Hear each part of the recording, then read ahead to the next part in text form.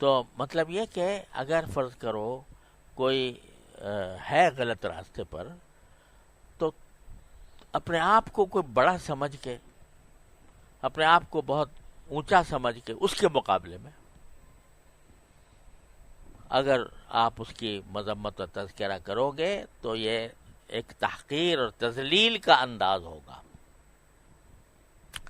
جو اللہ تعالیٰ کو پسند نہیں، بلکہ ترس کھاؤ اس کے اوپر اور خیر خواہی کرو. خیر خواہی یہ کرو کہ دعا کرو، یا اللہ اس کو ٹھیک کر دیجئے،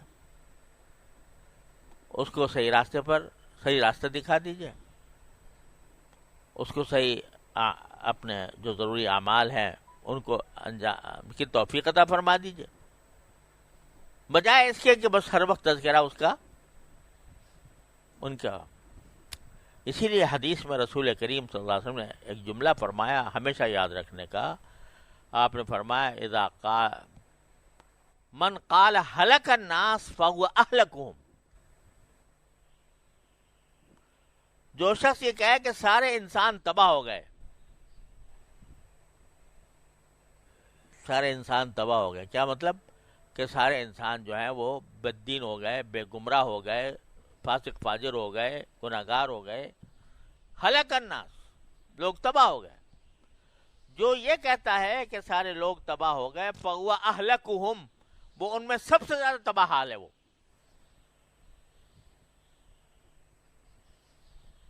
کیا مطلب اس کا؟ مطلب اس کا یہ کہ اپنے آپ کو مقدس سمجھ کے، اپنے آپ کو بہت اعلیٰ مرتبے پر سمجھ کے دنیا کو کہہ رہا ہے کہ ساری دنیا تباہ ہو گئی. تو اس کا آغاز ہی تکبر سے اور غرور سے ہو رہا ہے، عجب سے ہو رہا ہے کہ میں تو بہت اچھا ہوں، بہت پاک باز ہوں، اور ساری دنیا تباہ ہو گئی. تو آپ نے کیا فرمایا؟ جو شخص یہ کہہ رہا ہے فَهُوَ أَهْلَكُهُمْ، وہ ان تباہ لوگوں کو جن کا تباہ کہہ رہا ہے ان سے زیادہ خود تباہ ہے. یہ اس تکبر کی وجہ سے، اس عجب کی وجہ سے، خود پسندی کی وجہ سے. بعض لوگوں کو اپنے رائے پر اتنا جمود ہوتا ہے، جو ہماری سمجھ میں آ گیا بس وہ ہم عاقل کل ہیں. کبھی تردد بھی پیدا نہیں ہوتا، میں جو سمجھ رہا ہوں اس میں کوئی دوسرا احتمال بھی ہے. یعنی اپنی جو رائے ہے کسی کی بھی معاملے میں، اس پر اتنا جمود، اتنا اس کے اوپر جماؤ ہوتا ہے کہ دوسرے کو خاطر میں نہیں لاتا آدمی.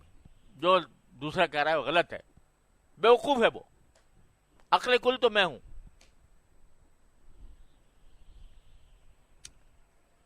جو یہ کام کرے فَهُوَ أَهْلَكُهُمْ، وہ ساری دنیا میں سب سے زیادہ برباد وہ شخص ہے، تباہ ہے وہ شخص، رسول کریم صلی اللہ علیہ وسلم کے ارشاد کے مطابق. تو یہ چیزیں ہیں جو ذرا سیکھنے کی ہیں، سمجھیں. اب دیکھو ملائکہ کو کیا پڑی ہم سے ہمارے لیے دعا کریں؟ وہ ملائکہ کو اس کی کیا پڑی کہ ہمارے لیے دعا کریں؟ اور اس کا تذکرہ اللہ میاں کیوں کریں ہم سے؟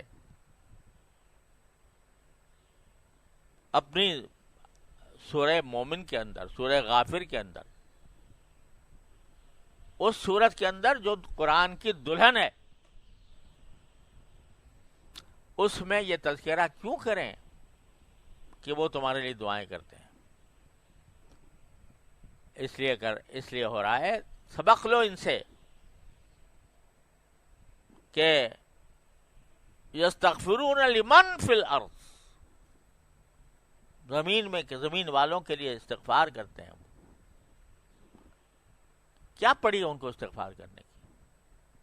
لیکن اللہ تبارک و تعالیٰ نے ان کی، ظاہر ہے وہ جو کام کر رہے ہیں وہ اللہ تعالیٰ کے حکم سے، اس کی مشیت سے، اس کے ارادے سے کر رہے ہیں نا.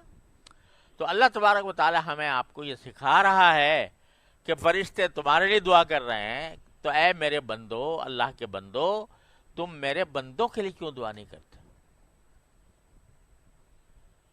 ان بندوں کے لیے جن کو تم سمجھ رہے ہو کہ غلط راستے پر چلے گئے ہیں.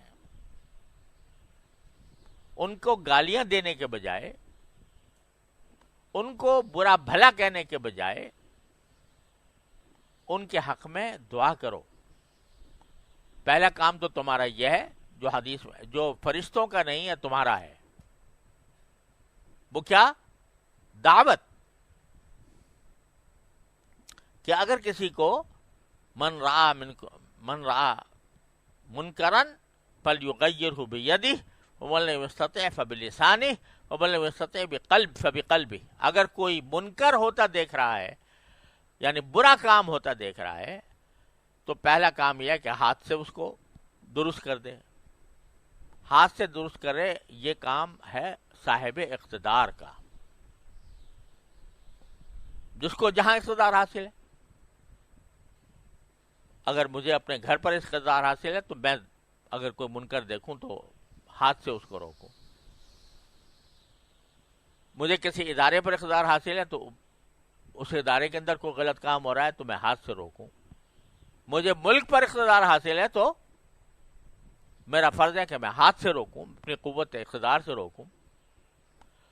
اور اگر اس کا استطاعت نہیں ہے تو کم از کم زبان سے دعوت دے. ایک شخص ہے نماز نہیں پڑھتا، تو اس کو تانے دینے کے بجائے اس کو دعوت دو.